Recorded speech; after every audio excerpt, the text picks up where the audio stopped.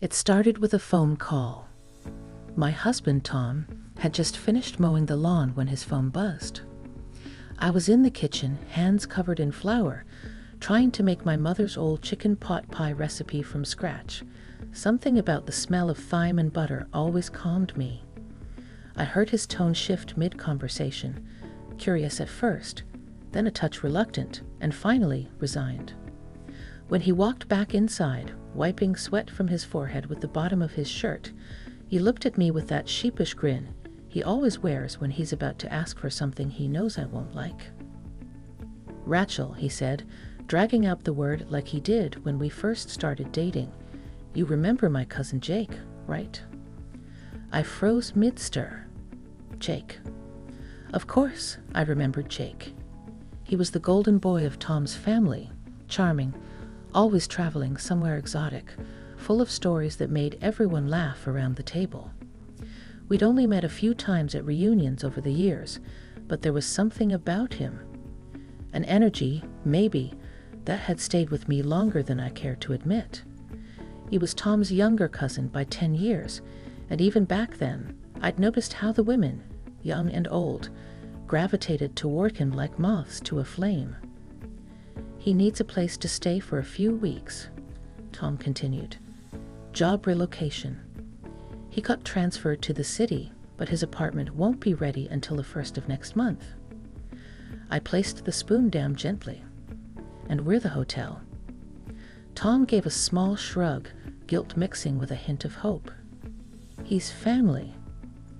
"Of course," I said yes. Jake arrived 2 days later, suitcase in one hand, garment bag in the other, and that familiar boyish grin on his face. The years had been good to him. Too good, if I'm being honest. His hair was a little longer than I remembered, tousled in a way that looked both careless and intentional. His stubble had just enough gray to make him look distinguished, and his voice, deeper now, carried the kind of calm confidence that comes from having lived a life full of experiences. "Rachel," he said, giving me a quick hug that lingered just a second too long. "You haven't aged a day."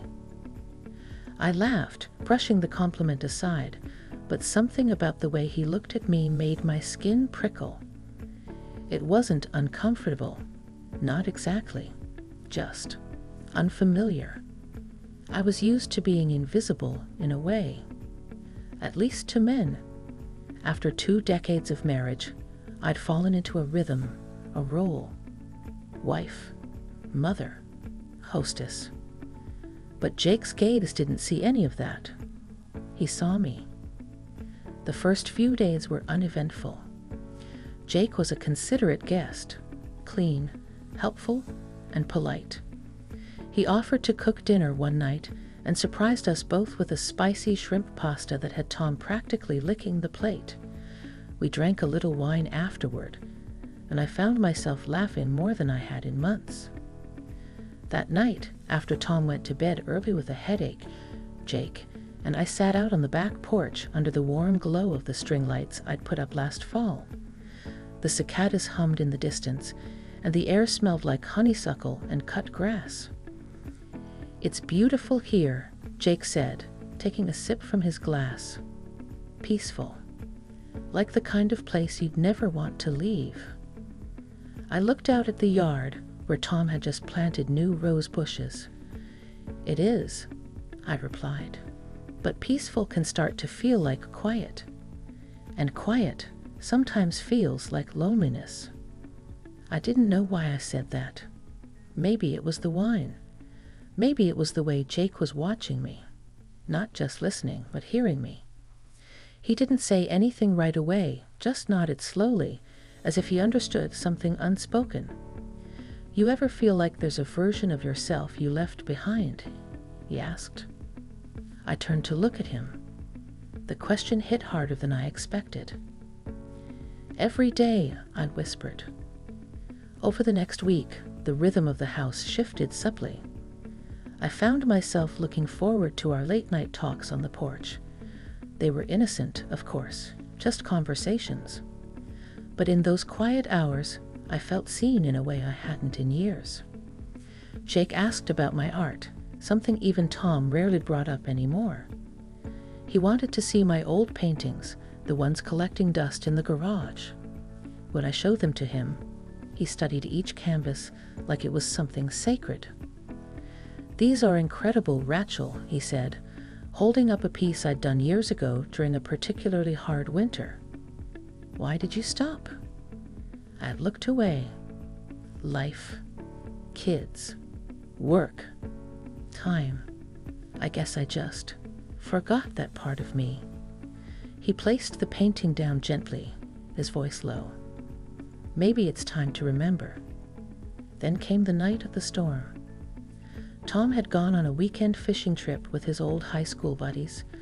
Jake and I were alone in the house when the sky cracked open with thunder and rain lashed against the windows like something alive. The power flickered, then went out. We lit candles. I pulled out old board games. We played Scrabble by candlelight at the kitchen table, the storm roaring around us. "I haven't done this since I was a kid," Jake said, grinning as he laid down the word urine. "Fancy," I teased, trying not to think too hard about the choice of word. As the night wore on, the mood shifted. The house felt smaller somehow, the air thicker. I could feel his eyes on me, curious, warm, patient. And I realized that I wasn't afraid of being seen anymore. When I stood to blow out the candles, I felt his hand brush mine. Just a touch, barely there, but it stopped me. I turned to look at him. His expression was unreadable, but his eyes held something I hadn't seen in years. Admiration, longing, respect. "I should go to bed," I said, my voice barely above a whisper. He nodded. "Good night, Rachel." But as I climbed the stairs, my heart pounding in my chest, I knew something had shifted. Something I couldn't quite name yet. But I would. I didn't sleep well that night. The storm had passed, but its echo seemed to settle in my chest. I lay there in the dark, the soft creak of the old house playing tricks on my ears. Every time I closed my eyes, I saw the way Jake had looked at me, steady, searching, as if he already knew what I hadn't been willing to admit. I wasn't afraid of him. That wasn't it. I was afraid of myself. The next morning, the air was still damp, and the world outside the windows looked scrubbed clean. Birds chirped loudly, and the smell of wet earth lingered. I padded downstairs in my robe, my hair still a mess from tossing and turning. Jake was already in the kitchen, barefoot, shirt slightly wrinkled, flipping pancakes with a calm smile. "Morning, sleepyhead," he said, his voice warm and light. I tried to smile back, but something in me felt off-kilter. "You cook too?" He shrugged. "When the mood strikes. Figured you could use a break." He poured me a cup of coffee exactly how I liked it, 2 sugars, splash of cream, without asking. That simple gesture, more than anything, caught me off guard. Tom had never once gotten it right, even after 20 years. We ate in relative silence, the kind that feels safe but charged. He told me a story about a project at his new job, how everything was moving faster than expected, how he might be able to move into his place earlier than planned. I should have felt relieved. But instead, I felt something dangerously close to disappointment. That afternoon, I decided to paint. For the first time in over a decade, I pulled out my easel from the garage. It was dusty and wobbly, but still standing. I set it up by the sunroom windows where the light was soft and golden. Jake walked in quietly and leaned in the doorway, not saying anything at first. I dipped my brush in deep blue and let it collide across the canvas. It was clumsy at first, hesitant. But then the motion returned to my wrist, the rhythm. I wasn't painting anything specific, just movement, emotion, memory. Jake eventually spoke. It suits you, seeing you like this." I glanced back at him, feeling heat rise to my cheeks. "Like what?" "Alive." The words settled between us like fog, thick and inescapable. That evening, I tried to keep my distance. I busied myself with laundry, with texts to the kids, with a long phone call to my sister. But when the house quieted again, and the sky began to darken, I found myself once more on the back porch. Jake joined me, 2 cups of chamomile tea in hand. We talked about regrets, about roads not taken, about how sometimes life pulls you in directions you never expected, and how easy it is to forget what you wanted in the first place. I used to dream about living by the sea, I confessed, opening a little art gallery. Nothing fancy, just something that was mine. Jake looked out toward the horizon, his expression unreadable. "Why didn't you?" I gave a half smile. "Because dreams don't fold laundry or cook dinner. They don't pay bills or raise kids." "No," he said softly. "But they keep you breathing." I don't remember how the conversation shifted, only that it did. Suddenly, we weren't talking about dreams anymore. We were talking about loneliness, about touch, about how long it had been since either of us had really felt anything that wasn't muted by obligation. "I'm not looking for trouble, Jake," I said, my voice tight with emotion. "I'm not offering any," he replied. And then he did the thing I didn't expect.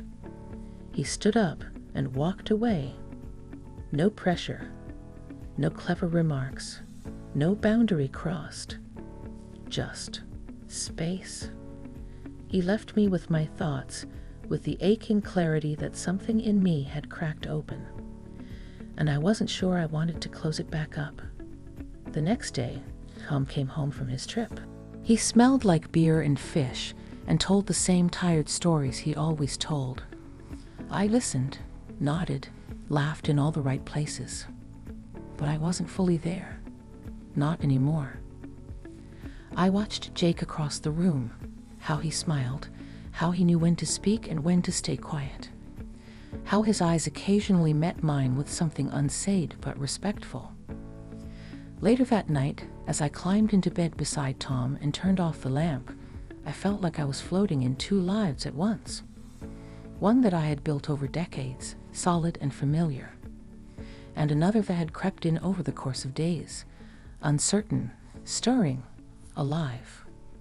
I didn't know what was coming next, but I knew things would never be quite the same. The following week moved like slow water, quiet on the surface, but churning underneath. Jake kept his distance, not in a cold way. If anything, it was careful, deliberate. We were both walking an invisible line, and we knew it. We still shared meals, casual conversations, even the occasional smile when our paths crossed in the hallway, but the air between us had changed. Tom, oblivious as always, carried on as if nothing was different. He talked about work, griped about traffic, and spent his evenings watching reruns of old detective shows with the volume just a little too loud.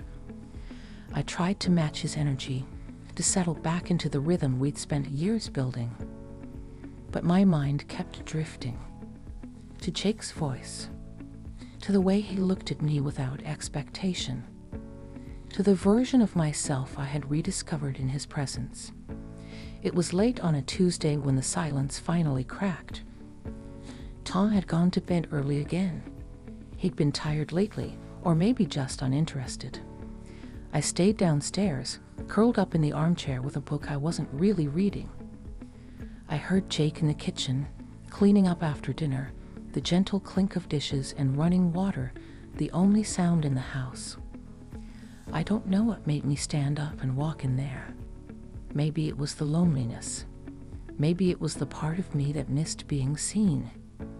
He was rinsing the last plate when I spoke. "You'll be moving out soon." He nodded slowly, drying his hands on a towel. "A few more days." I leaned against the counter, my heart thudding. It's been nice having you here. His eyes met mine. It's been more than that. The words hung in the air like steam from the sink, warm, heavy, impossible to ignore. I took a breath, unsure of what I was about to say until it came out. I don't know what to do with all of this. Jake stepped a little closer, not enough to touch, but enough that I could feel his presence. You don't have to do anything, Rachel. I meant what I said. I'm not here to make trouble, but I also won't pretend that this, whatever this is, hasn't meant something to me. I swallowed hard, my throat dry. It meant something to me too.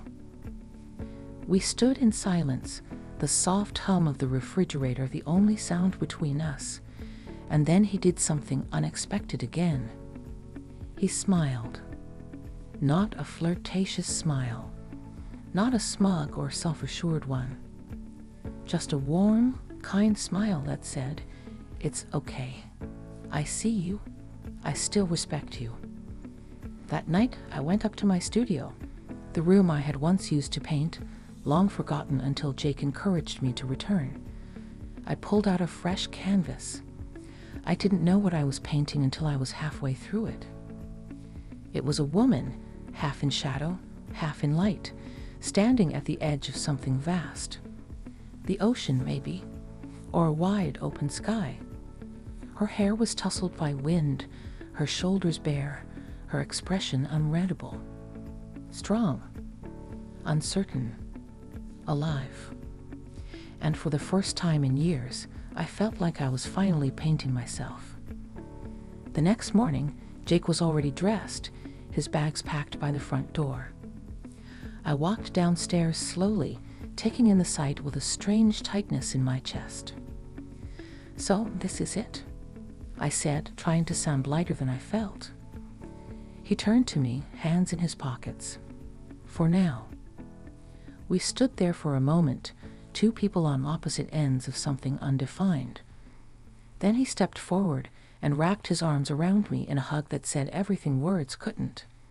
It was warm, safe, deeply personal, but it didn't ask for more. "I hope you keep painting," he said softly, his breath near my ear. "And I hope you keep choosing yourself once in a while." I nodded, unable to speak. Then he was gone. That evening, Tom came home from work and noticed the painting sitting on the easel. He stared at it for a long time. "Is this new?" he asked. "Yeah," I replied. He looked at the woman in the painting, the wind, the light, the quiet strength, and then looked back at me. "You should do more of these. It's really good." I smiled. "Thanks." It wasn't a grand revelation. He didn't suddenly see me the way Jake had, but maybe, just maybe, he'd started to notice. And for now, that was enough. 3 weeks had passed since Jake left. The house had returned to its usual rhythm, steady, predictable, a little too quiet. Tom and I moved through our days like we always had. Coffee in the mornings, groceries on Saturdays, Sunday dinners with the kids when they were free. From the outside, nothing had changed. But inside me, everything had. Jake's absence wasn't a hole. It was a spark, a reminder, not of something he had done, but of something he'd awakened. He hadn't tried to take anything from me. He hadn't pushed boundaries. If anything, he'd held up a mirror and gently asked me to look. And I had. I started painting again, regularly this time. Tom would sometimes poke his head into the studio while I worked, ask about the colors or the subject. He didn't always understand what I was creating, but he showed interest. A quiet, respectful kind. One night, while we were doing dishes, he reached for my hand, unexpectedly, and said, "You seem different lately. Happier, calmer." I didn't know how to respond at first. "I think I'm just remembering who I am," I said. He looked at me for a long time. I'd like to know that woman better. It wasn't poetry, but it was something. We took a weekend trip not long after, just the two of us. We stayed at a little bed and breakfast near the coast where the wind was salty and the waves spoke a language older than memory. One morning, while Tom was still sleeping, I walked alone to the edge of a cliff that overlooked the sea. I stood there for a long while, the wind tugging at my sweater, the sun soft on my face. I thought of Jake, not with longing, but with gratitude. He had come into my life at a time when I didn't even realize how lost I was, and without asking for anything in return, he'd left me with something precious. Permission to feel, to remember, to want more.